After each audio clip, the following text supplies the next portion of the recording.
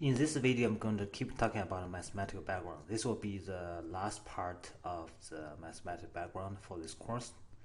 So in the previous video, I talked about the eigenvalue and eigenvector for a matrix at the end of the previous video. So I talked about how to compute the eigenvalue in the previous video. Now here, I'm starting with the eigenvector for a matrix. As we talked about in the previous video, so the eigenvalue and eigenvector are sort of defined in a pair. So for a square matrix A n by n, which is a square matrix because it has the same number of rows and the same number of columns.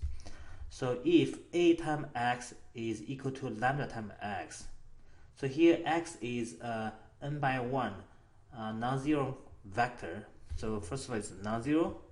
And it's a vector, so it's a column vector with n entries, and the lambda here is a scalar. So if this is true, so we can say that lambda is eigenvalue of A with an associated eigenvector x. Okay, so last video I talked about how to compute this lambda. Basically, the eigenvalue is computed by solving the characteristic equation, which is given by determinant of lambda I minus A, we set to be 0, and we find out what values of lambda satisfy this equation, and what these values will be defined as eigenvalues. Okay. Now eigenvector is computed after we obtain the eigenvalues. So for each of these eigenvalues we computed, so we just need to plug in those values into this equation, which is A times x is lambda equal to x. So we solve for x, this will be just eigenvector. So different from the eigenvalues. So eigenvalues, typically when you compute this one, you'll give some discrete value. For example, 1, -1, 2, whatever values. But the eigenvector for any eigenvalue we put over here, the eigenvector is not unique. So it's not unique. Okay. It's right over here. So eigenvector is not unique, which means you can have as many possible eigenvectors associated with one eigenvalue possible. For example, if x is eigenvector for some eigenvalues, then 2x, you can double it. 2x, 3x, whatever x will be still eigenvector associated with the same eigenvalue. That's why we do have many of these eigenvectors. Okay. So normally we just pick one of them, will be fine, okay? Because the others are sort of dependent. Okay, so let's see how do I compute the eigenvalue and eigenvector. I'll give you an example, very simple example, okay? So let's say give a matrix A which is 1, 1, 0, 1, is 2 by 2 matrix. Let's compute the eigenvalues and eigenvectors, okay? So as mentioned before, the eigenvalues is computed by solving the characteristic equation, which is given by determinant of lambda I minus A is 0. So this I is identity matrix. So which means we only have ones on the diagonal entries, and the other entry is just 0. So for 2 by 2, it's just 1, 0, 0, 1. This is identity matrix for the dimension 2. Okay, so how to compute the characteristic equation? Quite straightforward. Just replace A by the matrix we have, and we still put lambda and replace I by the same side, the identity matrix by determined by the size of A. If A is 2 by 2, the identity matrix is also 2 by 2. Okay, so you do the computer of lambda times I, okay, which will be just lambda 0, 0, lambda, okay, and minus A is 1, 1, 0, 1. And then compute determinant, which is determinant of lambda minus 1, -1, 0, lambda minus 1. This is the 2 by 2 matrix. Remember, the determinant of 2 by 2 matrix is the product of the diagonal entries minus the product of the off-diagonal entries, because they'll be 0. 0 times -1 is 0. So the determinant of this 2 by 2 matrix is given by lambda minus 1 times lambda minus 1, which is the product of the diagonal entries. You set to be 0. This is also what happened over here. So I end up having two eigenvalues. They are actually identical. Okay, one is 1, the other one is also 1. So we have two repeated. This is called two repeated eigenvalue. All right. Apparently, because they are the same, so we just need to compute either one of them, right? Because they are the same. Okay. So when you compute eigenvector, we have to just plug in those eigenvalues into the equation that I mentioned over here. Is ax times lambda x.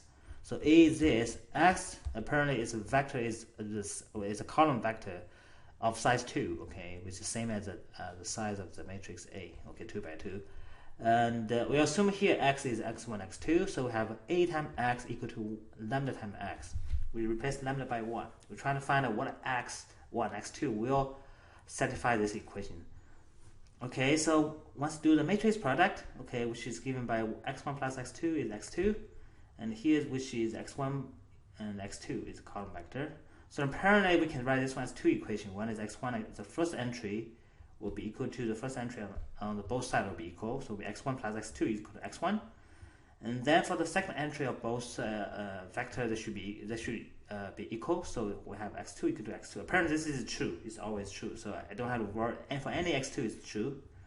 For the first one, I can just cancel out x1. So I have x2 is 0. Okay. As you can see from here, x1 I don't have for any x1. As long as x2 is 0, for any x1 it's equal. If I put it over here, for example, for any as long as I have x2 is 0, this guy is 0, right? If I set this to be 0, for example, now this will be gone. 0, then this will become x1 and 0. This is also x1 and 0. Apparently they'll be equal all the time. So I have here x1 can be any value, x2 is 0. So you can just simply select x1 to be 1. So then we have 1, 0 is an eigenvector of A associated with the eigenvalue 1. So as you can imagine, you also could have 2 and 0. This is also eigenvector. And the 3, 0 you can do. Even you have 1.1, 0, that's still an eigenvector of the A associated with eigenvalue 1. Okay. Okay, also I want to talk a little bit about the algebraic multiplicity and the geometric multiplicity. So the algebraic multiplicity defined as the number of repeated eigenvalues for a specific value when we compute this eigenvalue over here. So this means how many of the same eigenvalues basically for a specific value we computed for the eigenvalue. So that's called the algebraic multiplicity. And geometric multiplicity is defined as a number independent eigenvectors associated with the eigenvalue. Okay, to give a little bit more specific idea about what they mean, I'll use a previous example to talk about the meaning of algebraic multiplicity and geometric multiplicity. Okay, people also call this is AM, algebraic multiplicity, okay, and geometric GM, geometric multiplicity, to represent them briefly, okay. So if I talk about A is 1, 1, 0, 1, so in the previous example, so algebraic multiplicity is for this eigenvalue 1, okay. This must be for some specific eigenvalue. We talk about algebraic multiplicity. So for 1, if I check back, it means a definition says how many are repeated eigenvalues, which means how many of 1 do I have in this eigenvalue. Apparently I have 2 of them, 2 eigenvalues. So this is called the algebraic multiplicity 2. The geometric multiplicity is the number of independent eigenvectors associated with this eigenvalue. So if I look at over here, so I have infinite number of eigenvectors associated with this value. However, only one of them is independent, because let's say if I do 1 or 0, so all other eigenvectors that I wrote over here can be written as some form, is a linear form of this guy. For example, this 2 is just 2 dot that, right? And this guy is just 3 dot that. So it's not a linear independent of this guy. 1.1, even for 1.1 is just 1.1 times this guy. So all other eigenvectors are derived from this one. Okay, so they are all dependent on this one. So we only have one linearly independent, one independent eigenvector associated with eigenvalue 1. So this is geometric multiplicity is typically 1. It's 1 in this case. Okay, so the next basic concept is called similarity transformation. So this one talking about the matrix. Okay. All right. The idea of the similarity transformation is to rewrite a matrix in a form. So we do this type of operation. we left multiply this matrix A by P inverse. So this P is some matrix we'll talk about later. And right hand side will time the P directly, not inverse. So left hand side is P inverse, right hand side for this product is P. You sort of call this similarity because you sort of you multiply this the inverse and then multiply by some value. Sort of you transform this P in certain way. Okay. Then this one we hope to change this one to a simple form. Okay. This simple form somehow can be easily used. Okay. This form typically is given by a diagonal matrix, or a general form is called Jordan form. Okay. This is a general one. It's called Jordan form. Okay. So there'll be ways we can rewrite this with A as this form. A diagonal matrix means is like you only have lambda 1, lambda 2, so on so forth, lambda n, and the other values they are all 0. This is called diagonal. Jordan form is a little bit general than that. You could have repeated eigenvalue, as I mentioned here. Is you have lambda 1, for example. This is you might have 1 over here. You don't have 0. Okay. Of course, you could have lambda 1 again. You have 1, 1, but this guy is still 0. So you whatever above these eigenvalues, the repeated eigenvalues above here, they are all 1s. Of course, you don't have 1 above here. This 1 because it's outside of the matrix. Okay. And then you could have lambda 2, you only 1, then they have 1 over here. Because above here, this is not a part of this this block. So basically, each block is represented by, if I highlight it over here, so each block is sort of over here is represented by lambda. You could have more lambdas. Right above the second one, the third one, and until the last one, you have 1. So other entries, they're still 0. And of course, the downside, the bottom here is also 0. This is also 0. Okay? And this is called Jordan block. Jordan block. So basically, the matrix, this form is called Jordan form, and in each Jordan form is basically a matrix. Okay, you could have as many as you want, and each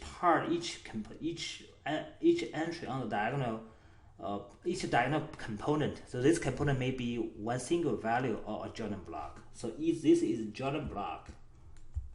This is called Jordan. Okay, right over here, Jordan block. Right over here, each one is represented by Jordan block. So on and so forth. So of course, all other components here 0 and this is 0. This is called Jordan form. Okay. So either write this form, or the diagonal matrix and all Jordan block. You can see the diagonal form is a special case of Jordan block. If you have different eigenvalues, different eigenvalues, the Jordan block becomes the diagonal matrix basically. Okay. So as a matter of fact, I wrote over here, if A has no repeated eigenvalue, which means all eigenvalues has algebraic multiplicity 1, then A is diagonalizable, which is called, in other words, this lambda, this big lambda here is a diagonal matrix. Okay. In other words, this guy is sort of written as lambda 1, lambda 2 until lambda n. So those are the eigenvalues of A, and all other entries of diagonal entry, they are 0. So this is pretty a simple form. Okay, so let's just consider the case when we have no repeated eigenvalue to be simple. I don't want to talk about this Jordan block. It's a little bit complicated, but there will be more detailed discussion on how you figure out the Jordan block, as we'll have figured out the P for that case. Here I'm only focused on the case when this guy A has no repeated eigenvalue. I show example how you compute P. So for when lambda is a Jordan block, this computational P is more complex. Okay, you can find more information online. This won't be the focus of this course. Okay, assuming here that A has no repeated eigenvalue, which means this lambda, the big lambda, is a diagonal matrix, that the diagonal entries of lambda are composed of the eigenvalues of of A. So these are eigenvalues of A. Okay. So how about this P? How do I can figure out this is P, right? So this P, to figure out what is P, let's write it out to see, what is P, okay? So because this form, the similarity transformation says that P inverse P times A times P is equal to this diagonal matrix, which is lambda 1, lambda 2, lambda n on the diagonal of this matrix lambda, and the other entries are 0. Now we just make it equal because that's what the transformation similarity says. Okay. Now I'm going to compute the multiply both sides by P, because P is the invertible we see over here. So I multiply P on both sides. Okay, this is what I'm doing. So the P times P inverse, that's called invertible matrix, is in identity. Identity time all matrix becomes identity, so I can just ignore this identity. So because this part becomes this guy, okay, A times P, the right hand side becomes P times, this is diagonal lambda. Okay, now here I make a little bit more something. Let's see, I assume that my P can be written as a set of columns. So P here is a matrix, so the P is also n by n. Okay, so if I write this P as P1, P2, and Pn, so each one is a column. So this is each one. So this is Pi n by 1 column vector.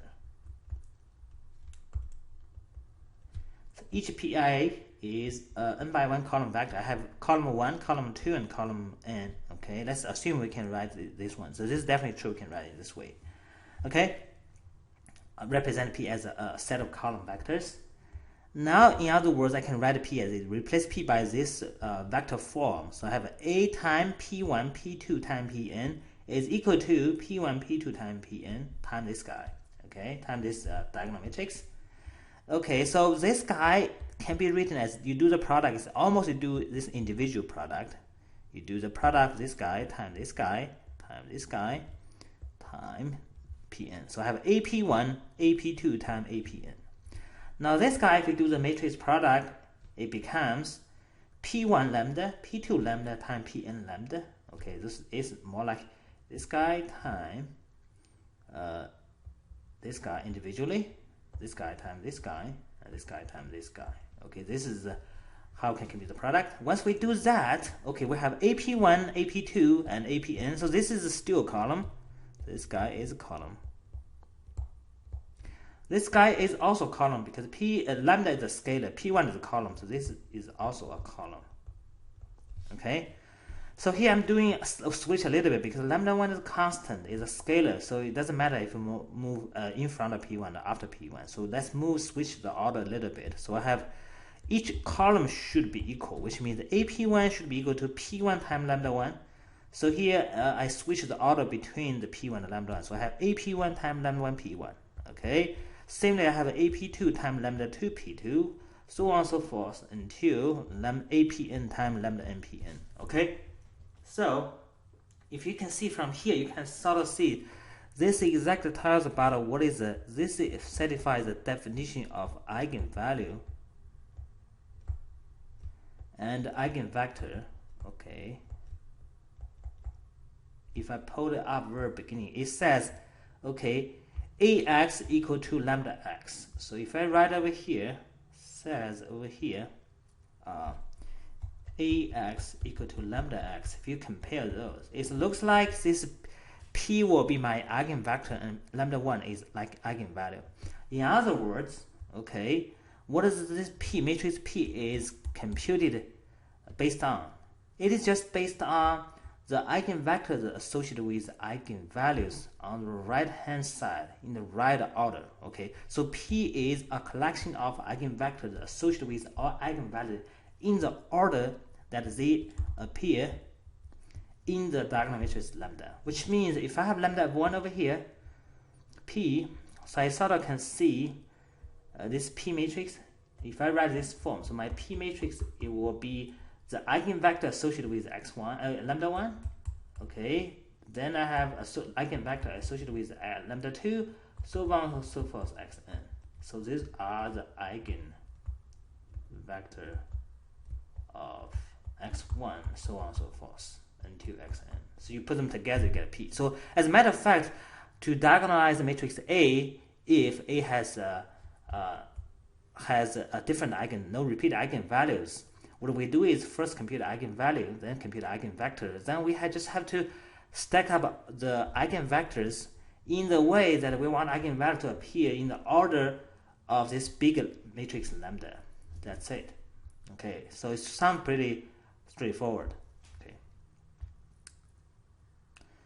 Okay, so that's about the similarity transformation. If you want to know about the Jordan form, you can find more information online.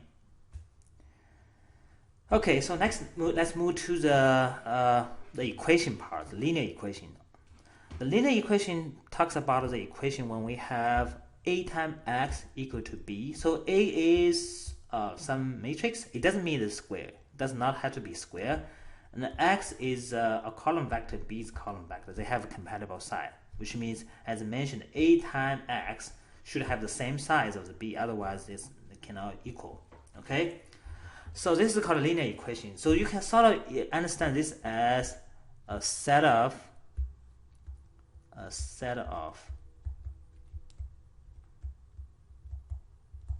equations. For example, you can sort of, if x1 plus x2 is 1, x2 plus 2x1 plus x2 is 3. For example, this is satisfied this one. You basically can write this as 1, 1, 2, 1 times x1, x2 equal to 1 and 3. So you basically have this is A, this is x, this is b. Okay, you sort of consider this as this. Okay.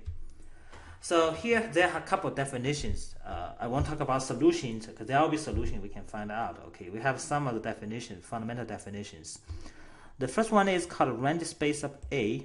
We use the notation RA, capital RA, which is called the range of A, also called image of A, which is defined. So this is the definition of it. It's the span of A1, A2 until AN.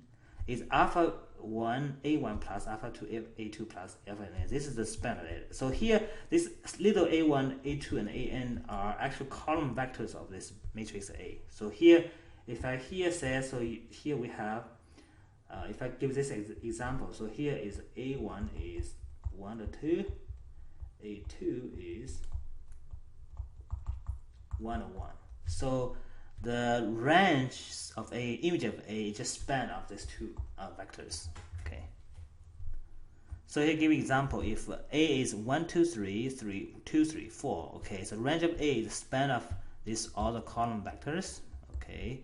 1, 2, 2, 3, 3, 4. This is alpha 1, 1, 2 plus alpha 2, 2, 3 plus alpha 3, 3, 4. Okay. The second one is called the null space of A, which uses n of A to represent the null space, which is also called the kernel of A, which is defined as A times x equal to 0. So here, of course, A times 0, this is a 0 vector, it's not a scalar, right? Because A times x is a vector. So this is a 0 column vector. So which means the kernel is all the x that satisfies the property that A times x is 0. That's called the kernel of the null space. So what says the linear equation Ax equal to b has a solution if and only if b is in the range space of A. Okay, which means that's pretty intuitive. So the b must be some linear combination of this the vectors of A. Yeah, of course, otherwise it wouldn't be able to find a solution. Okay. So if A inverse exists, which means A is square, A must be square here. If A inverse exists, so my x is just equal to A inverse times b, okay? But of course, it doesn't have to be in the square one. You might have many solutions, either no solution, multiple solutions, many solutions, or one solution, typically.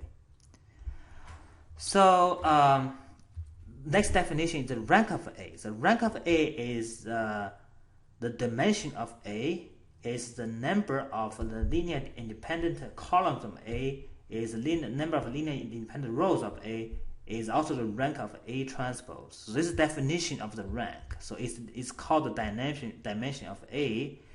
it is quantified, so its value rank of A is determined by the number of linearly independent columns of A, which is also the same as the number of linearly independent rows. Which means they should be equal, and also is the rank of A transpose, the same value, because the number of linearly independent column is the number of linearly independent column A transpose, so that must be equal. And also we have rank of K is less than the mean value of M times N. So here I have A is, if I go back to see was N and M. So the size is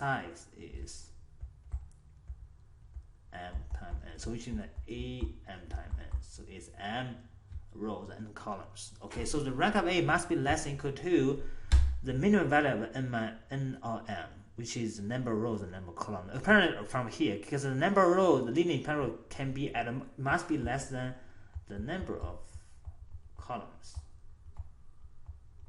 This one, number of linear independent row must be less than or equal to the number of rows. Yeah, that's all right. This should be less than that. Okay. So the next definition is called nullity of A, which is the maximum number of a linear independent null vector, which is also equal to n minus the rank of A. N is the number of columns of A minus rank of A. So we already talk about what is rank of A, and n is number of columns. So the n minus the rank of A is just the nullity of A. Okay, this also means it's a maximum number of linear independent null vector, which means whatever in NA. So which means how many of linear independent vector in this NA. That's defined as the nullity of A.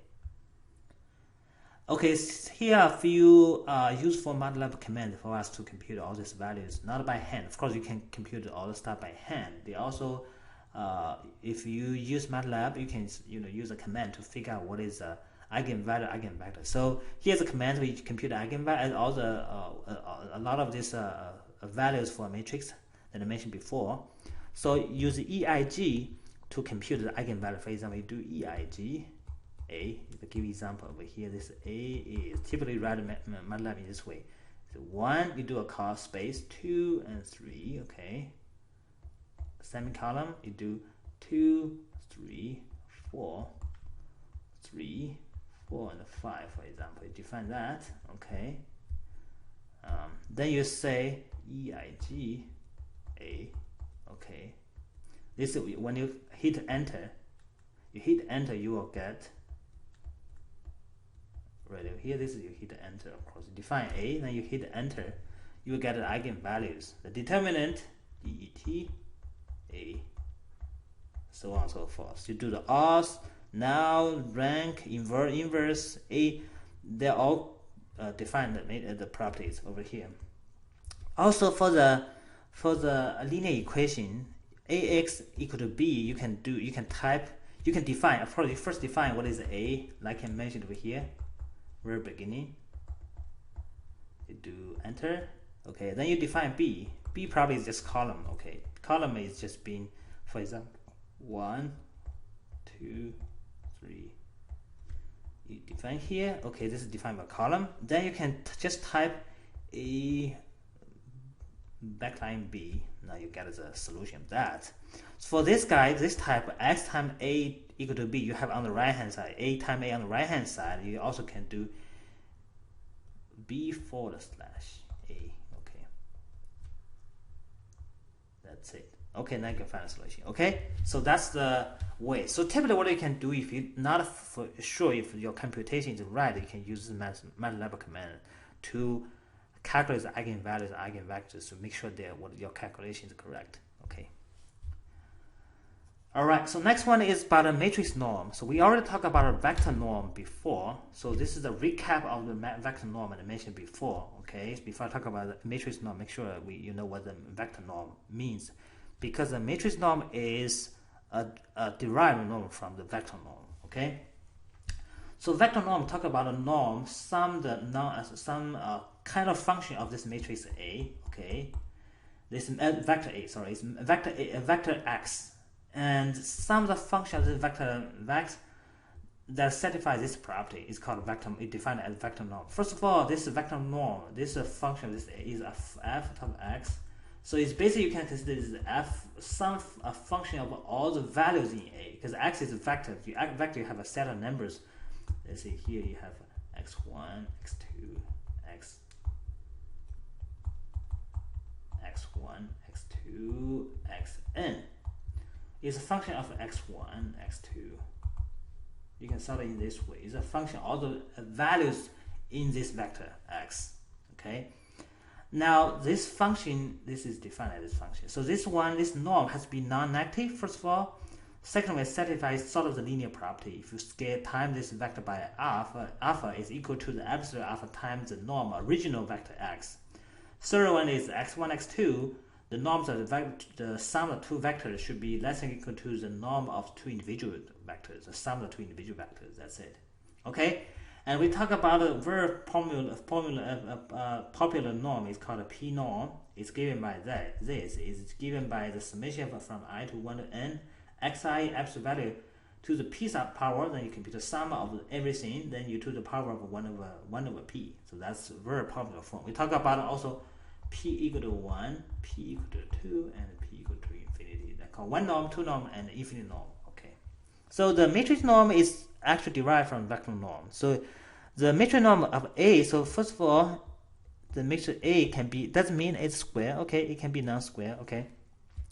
So the P norm, also we have a vector P norm, is defined as the maximum value of x P norm equal to 1, okay. So then you compute ax p times P norm. This is a little bit complicated, so let's talk about what this means. So don't get confused about what this means. First of all, this one, forget about this matrix all the stuff. Let's say this matrix norm is computed by its vector norm. It's just A times a vector, because A times a vector this has become a vector basically. Okay, so it is a vector norm. It's P vector norm.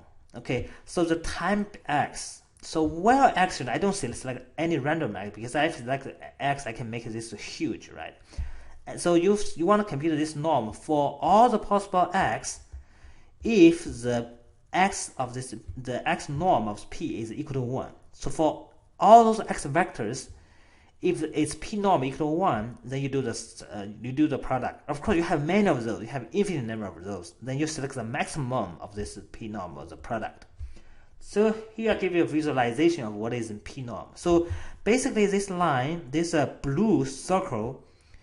Let's say any point on the blue circle represent a vector, right? You can start from the origin to that. You define a vector. This is x. So let's say any point on this circle, this defined all the possible vectors that makes this p norm to be equal to 1. Okay, this is like any point on this dashed circle here that will define a vector x, which is 1. So if it's not on this dashed circle, it won't be has a norm equal to 1. Okay, assume that's the case. Okay, like this is all the possible x with p norm equal to 1. They're right over here.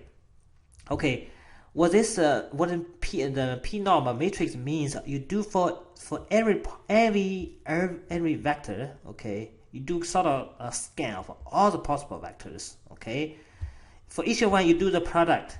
Okay, let's say I'm doing the product. This is my new one. This is the product. This guy, right? Okay. You do product, then you compute the p norm of this guy.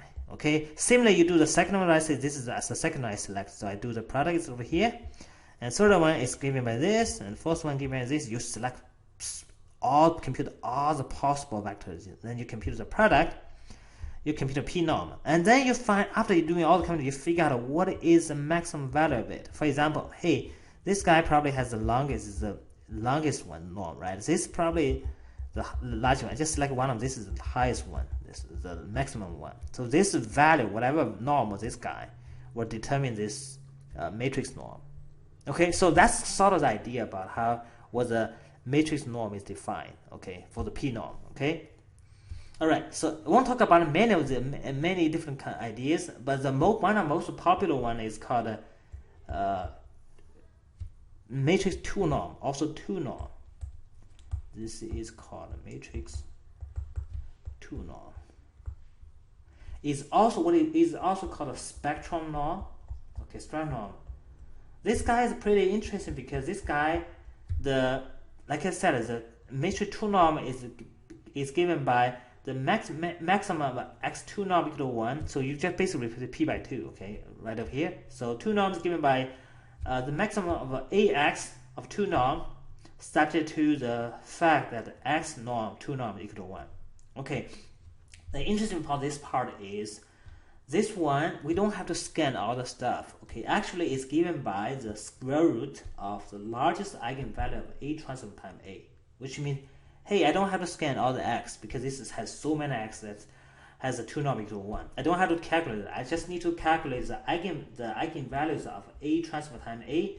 Select the largest eigenvalue of that must be positive, of course, and you take a square root. Let's give you my matrix 2 norm or the spectral norm. Okay. For example, if I give a matrix A is 0, 3, 1, negative 2, okay, it doesn't have to be square per se, so, but here use a square, okay. A is 0, 3, 1, 2, and first you compute A transpose times A, which is 0, 1, 3, negative 2, time is transpose, right? So, this is A transpose, this is A, okay. Then you have 1, negative 2, negative 2, 13, okay, that's the product of these two. I don't want to compute the steps, okay. So then we want to compute the eigenvalue of A transpose times A. So to compute eigenvalue of A transpose times A, I just use the characteristic equation, which is determinant of lambda minus A transpose times A, the same guy.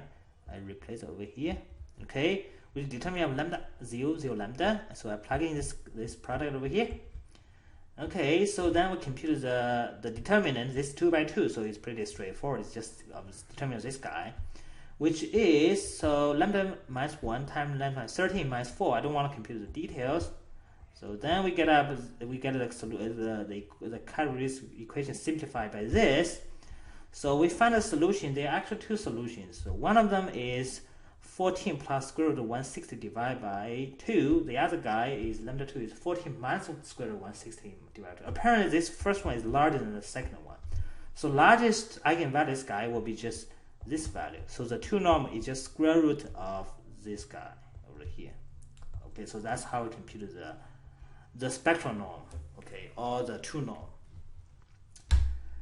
Alright, so next one, talk about the quadratic forms. So the quadratic form is given by, for a square matrix, this must be a square matrix, okay, square. X transpose times Q times X, where X is a column vector with a size, of course, is also the size n, okay, and right here size n, and xq times x transpose times x, where x is column vector, is called a quadratic form. So typically we write x as x1, x2, until xn. So it's sort of a set of polynomials you can view in that way. For example, if I do x transpose, q is 1, 2, 3, 0, 2, 4, 3, 1, 9, and x apparently should have the same size of this q, which means a column vector of 3 values. So x1, x2, x3. So I have x transpose times q times x, which is x1, x2, x3 row vector times this q times x1, x2, x3.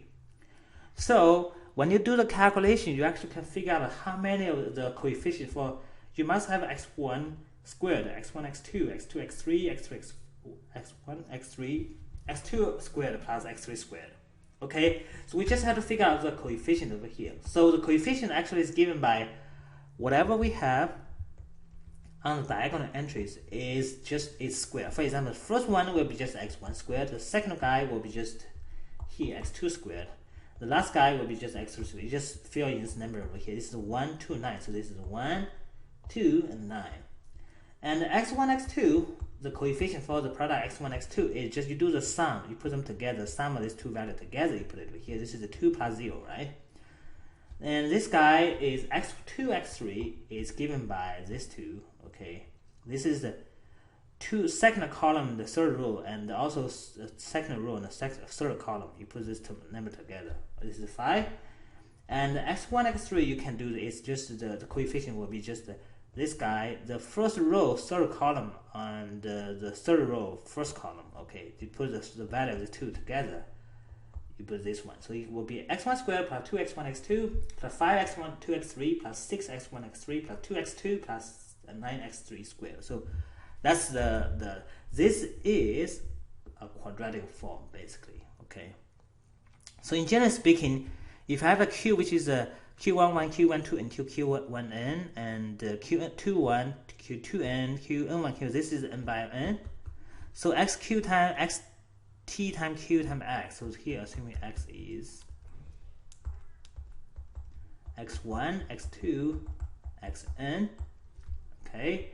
So this will be just summation from I to 1, qii xi squared, plus summation I from nj from n, qij xi times xj. You can also write this as summation I from 1 to n, qi xi squared. This doesn't change. This is the same.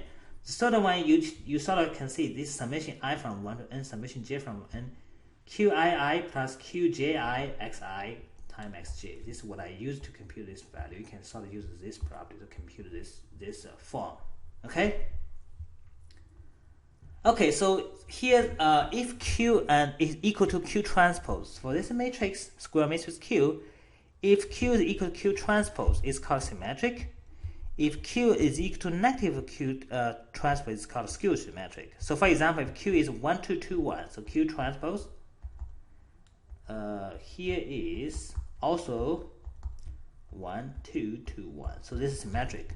If Q is 0, 1, negative 1, 0, so Q transpose will be equal to 0, negative 1, 1, 0. So it will be negative Q, basically. So this is skew symmetric.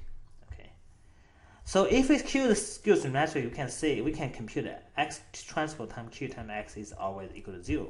Okay. For example, if I use this guy as an example, so x1, x2, this is x. Okay. x1, x2 times 0, 1. Negative 1, 0, x1, x2 is 0 times x1 squared plus 1 times x1, x2 plus negative 1, x2, x1 plus 0, x2 squared. This is because this is 0, this is 0, this will cancel out. So this will be 0. Okay. So for any square matrix Q, we can always write this as Q equal to QS plus QSS. Okay. Well, QS is called the symmetric portion of Q. As a matter of fact, this QS is given by Q plus Q transpose divided by 2. And QSS is the skew symmetric portion of Q, which also, in other words, this QSS is Q minus Q transpose divided by 2. Okay. So you can sort of verify, because if I do this one, my Q will be just QS. Let's do QS plus QSS is equal to Q plus Q transpose divided by 2 plus Q minus Q transpose divided by 2. This will be just give me Q. Okay. So the x transpose times q times x is just xq. If I replace q by the symmetric and the q skew symmetric portion, so you can write this as s transpose times qs plus x transpose qss plus x, the time x. So because this guy is 0, so this is equal to x transpose times qs plus q. So which means the quadratic form random any matrix Q is just given by the quadratic form of its symmetric portion of this same matrix Q. Okay. So here let's assume that Q is symmetric. So here assume Q is symmetric. Okay. If it's not symmetric, write using QS. Okay. Over here. So don't use the original matrix Q if it's not symmetric. If it's not symmetric, using the symmetric portion here to verify. Okay. So if Q is power definite, positive definite or PD if x transpose times q is always greater than 0 for any non-zero vector x. Okay, q is positive semi-definite if x transpose times q times x is greater than or equal to this one. You have equal sign for any non-zero vector x. Similarly, we define the negative definite. Q is negative definite or ND if x transpose times q times x is always negative for any non-zero vector. And Q is negative semi-definite or NSD if x transpose times x is less than equal to 0 for any x value. So these are all quadratic forms. Okay, which means the Q, if Q, again I will emphasize this, Q must be symmetric. If not, if Q is not symmetric, use QS to verify this. Okay. So how to check if a symmetric matrix Q is positive definite, positive semi-definite, negative semi-definite? So here we can use a very general approach is to verify the eigenvalues of Q. Okay, so here again Q has to be symmetric. So use the symmetric. If it's Q not symmetric, just check the symmetrical portion of it. Okay, so if the eigenvalues of Q, assume Q is symmetric. If the eigenvalues Q are all positive, so it's positive definite. If the all non-negative is positive semi-definite, if all negative is negative definite, if it's non-positive is negative semi-definite. Similarly, if Q is not symmetric, verify the symmetrical portion of Q to verify if the symmetric portion eigenvalue of symmetrical portion of this matrix has any of this property that I mentioned over here. To evaluate with positive definite, positive semi-definite, negative semi-definite. Okay. Here also QS. Okay, so here lambda I is any eigenvalue of Q. It's not that you just check one of them. You should check all of them should satisfy this property, basically. So again, last question, what if Q is not symmetric? So check Q of S, the symmetric portion, and use the same property as mentioned over here to verify it's symmetric if it has satisfied the PD, PSD, ND, or NSD.